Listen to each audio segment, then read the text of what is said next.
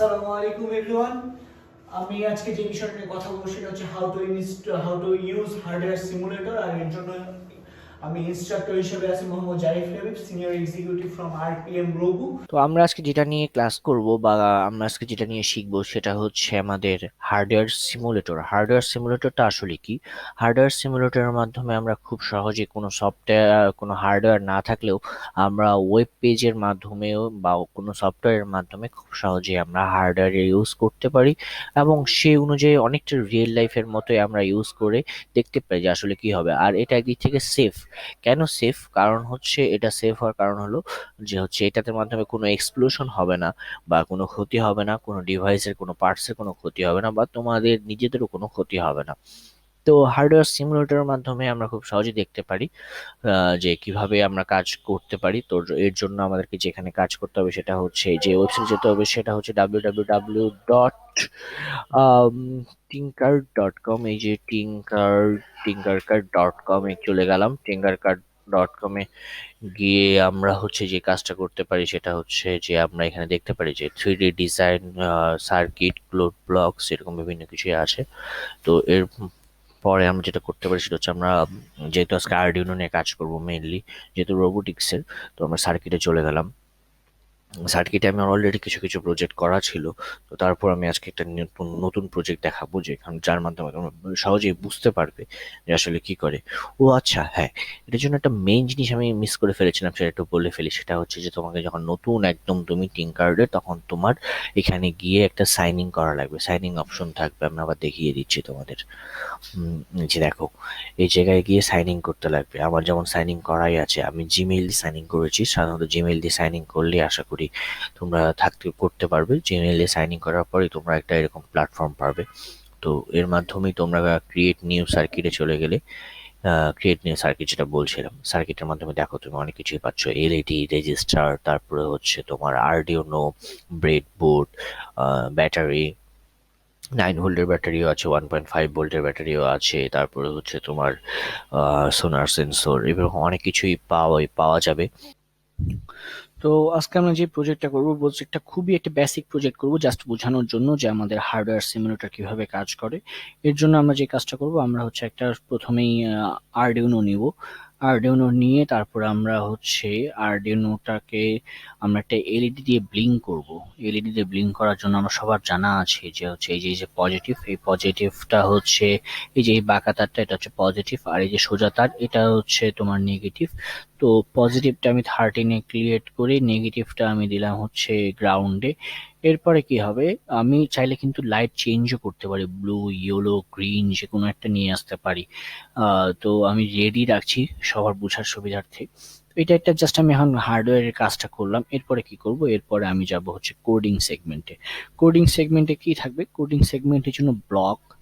এই ব্লকটা বুঝে গেলে আমরা কোড সেগমেন্টটা খুব সহজে বুঝতে পারবো। ব্লকটা একটু বুঝিয়ে দিচ্ছি, দেখো বোঝা যাচ্ছে কিনা। ব্লগের জন্য প্রথমে আমি আউটপুটে যাব। যেহেতু আমার শুধুমাত্র এখানে একটা আউটপুট আছে, এই জন্য আমি আউটপুট যাব। যদি কখনো কোনো ইনপুট দরকার হয় তখন আমাকে ইনপুটে কি যেতে হবে। তো এলইডি ব্লিঙ্কের জন্য তো কোনো ইনপুট লাগছে না, শুধুমাত্র আউটপুটই লাগছে, তাই তো। তো এই আউটপুটের জন্য আমি কি করতে পারি, আউটপুটের জন্য আমি একটা set build in LED to high, এইটাকে নিয়ে আসবো এখানে। এই যে দেখো আমি দেখিয়ে দিচ্ছি যে এটাকে এইভাবে নিয়ে আসা যায়। আমি একটু আন্ডু করে দিলাম, set LED blink to high.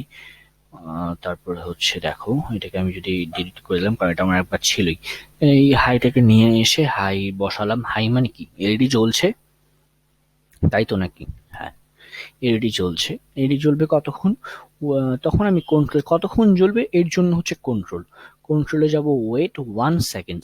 1 সেকেন্ডের জায়গায় তুমি যদি দিতে চাও তুমি 10 সেকেন্ড দিতে পারো, 5 সেকেন্ড দিতে পারো, 2 সেকেন্ড দিতে পারো, এটা তোমার নিজের ইচ্ছা।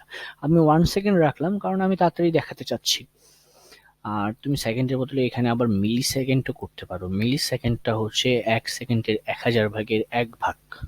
এটা সবার জানার কথা অবভিয়াসলি। তো এটা ছিল আমার হচ্ছে মানে এলইডি জ্বলবে কতক্ষণ, জ্বলবে আমার 1 সেকেন্ড জ্বলবে। তারপর আবার কি করবে, এলইডি আমি অফ করব। এলইডি অফ করার জন্য আমার কি করতে হবে, set build in LED to লো।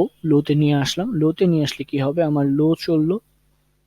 এই যে লোটা কেমনে পাবো, এই যে হাই ছিল, হাই থেকে তখন আমি কি করব, লোতে নিয়ে আসবো। লোতে নিয়ে আসার পরে তারপরে হচ্ছে আমার ওয়েট 1 সেকেন্ড, এই লো অফও হবে 1 সেকেন্ড। 1 সেকেন্ডের আমি কাউন্ট করলাম, আমি কারণ বুঝতে চাচ্ছি যে কতক্ষণ অফ থাকতেছে কতক্ষণ অন থাকতেছে, তাই আমি 1 সেকেন্ডই রাখলাম।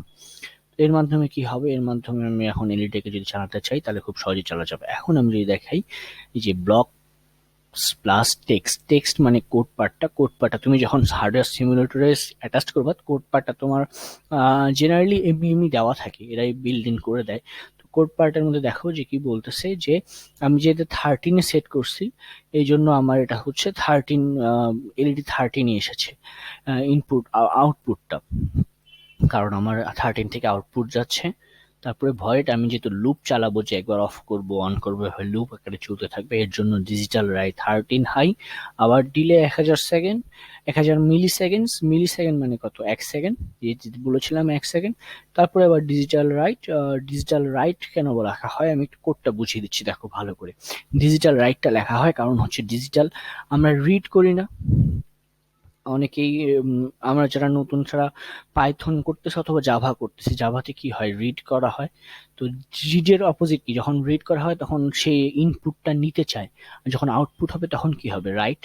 তাই ডিজিটাল রাইট, ডিজিটাল কারণ হচ্ছে এটা ডিজিটাল পিন, 1 আর মানে 0 ছাড়া সে বুঝে না। তো ডিজিটালের জন্য ডিজিটাল রাইট, এই জন্য 13 লো। তারপর আমি কি করব, ডিলে 1000 মিলি সেকেন্ড, 1000 মিলি সেকেন্ড এ হচ্ছে কাউন্ট করে মিলি সেকেন্ডসে। তুমি একে কাউন্ট করো মিলি সেকেন্ডে, কেউ কারো যদি 2 সেকেন্ড থাকে তখন সে কাউন্ট হবে সেটা 2 মিলি সেকেন্ড। এভাবেই কাজ চলতে থাকে। তো এই হচ্ছে আমার মোটামুটি একটা সেগমেন্টের পার্ট। তো আমার যদি এইভাবে কাজ করতে চাই, তো এখন যদি আমি স্টার্ট সিমুলেটর দিই, সিমুলেটিং করতেছে, ইনস্টলাইজিং, দেখো এই যে একবার জ্বলছে, একবার অফ হচ্ছে, একবার জ্বলছে, ঠিক 1 সেকেন্ড পর পর। আর যখন জ্বলবে তখন এলও জ্বলবে, এলের যেই লাইটটা আছে এটাও ব্লিঙ্ক করবে। তো এইভাবেই এটা হচ্ছে একদম একটা বেসিক পার্ট। আমি এটা আবার অফ করে দিলাম, কোড 7টা মুছে দিলাম। এছাড়াও তুমি এখানে অনেক অনেক অনেকগুলো প্রজেক্ট করতে পারবে হার্ডওয়্যার সিমুলেটরের মাধ্যমে। আর এটা তোমার জন্য সেফ, কারণ কোনো কিছুর ক্ষতি হচ্ছে না, তুমি ক্ষতিগ্রস্ত হচ্ছ না। কিন্তু সাধারণত এমনি এমনি করতে গেলে অনেক সময় এলইডি ব্লাস্ট করে বা আর্ডিনো পুড়ে যায়, যেটা এখানে হওয়ার কোনো চান্স নেই। এখানে তোমাকে দেখাই দিবে যে আর্ডিনো জ্বলছে।